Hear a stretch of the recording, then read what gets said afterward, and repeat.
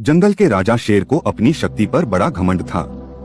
वह स्वयं को सबसे शक्तिमान समझता था, इसलिए जंगल के हर जानवरों पर अपनी धौंस जमाता रहता था।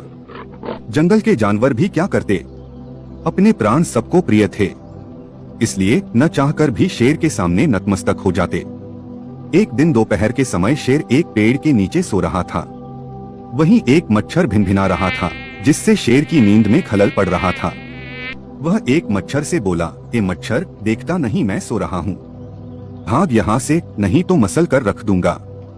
मच्छर बोला, क्षमा करें वनराज, मेरे कारण आपकी नींद में व्यवधान उत्पन्न हुआ, किंतु आप मुझे ये बात नम्रता से भी कह सकते हैं। आखिर मैं भी इस धरती का जीव हूँ। अच्छा, तो तू छोटा सा मच्छर मुझसे जुबान लड़ाएगा? और क्या गलत कहा मैंने? तुम मच्छर हो ही ऐसे कि कोई भी तुम्हें यूं मसल दे। मैं तो ये बार बार कहूंगा, क्या बिगाड़ लोगे तुम मेरा? मच्छर को शेर की बात और व्यवहार बहुत बुरा लगा।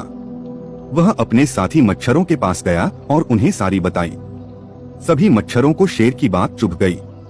उन्होंने तय किया कि इस संबंध में एक बार सब मिलकर शेर से बात करेंगे। सभी मच्छर शेर के पास पहुँचे और बोले, वनराज, हमें आपसे बात करनी है, जल्दी बोलो, मुझे तुम जैसों से बात करने की फुर्सत नहीं है। शेर बोला, वनराज, आप होंगे बहुत शक्तिशाली, किंतु इसका अर्थ ये कतई नहीं है कि आप अन्य जीवों और प्राणियों का मजाक उड़ाएं या उन्हें नीचा दिखाएं। मच्छर बोले, मैंने जो कहा सच कहा, मैं सबसे शक्तिशाली हूँ और मुझे कोई हरा नहीं सकता। घमंड में चूर शेर गर्जा, ऐसा नहीं है।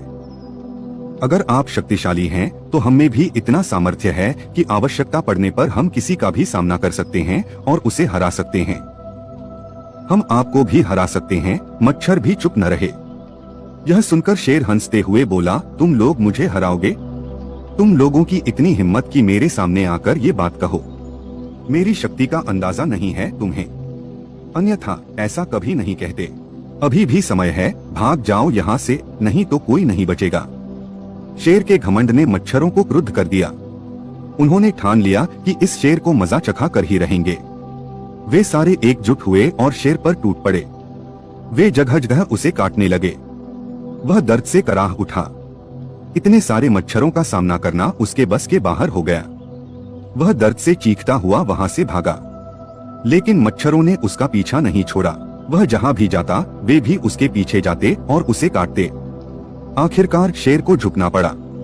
उसने हार मान ली। वह मच्छरों के सामने गिड़गिड़ाने लगा, मुझे बख्श दो, मुझसे गलती हो गई, जो मैंने तुम्हें तुच्छ समझकर तुम्हारा मजाक उड़ाया और तुमसे बुरा व्यवहार किया।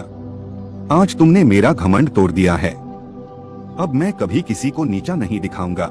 मच्छरों ने शेर को सबक सिखा दिया था, इसलिए उन्होंने उसे काटना बंद कर दिया। वे बोले, घमंडी का घमंड कभी न कभी अवश्य टूटता है। आज तुम्हारा टूटा है। घमंड करना छोड़ दो, अन्यथा एक दिन ये तुम्हें ले डूबेगा। और कभी किसी प्राणी को नीचा मत समझो, हर किसी का अपना सामर्थ्य और शक्ति होती है। शेर तौबा करते हुए वहां से भाग गया। शिक्षा घमंडी का सिर नीचा।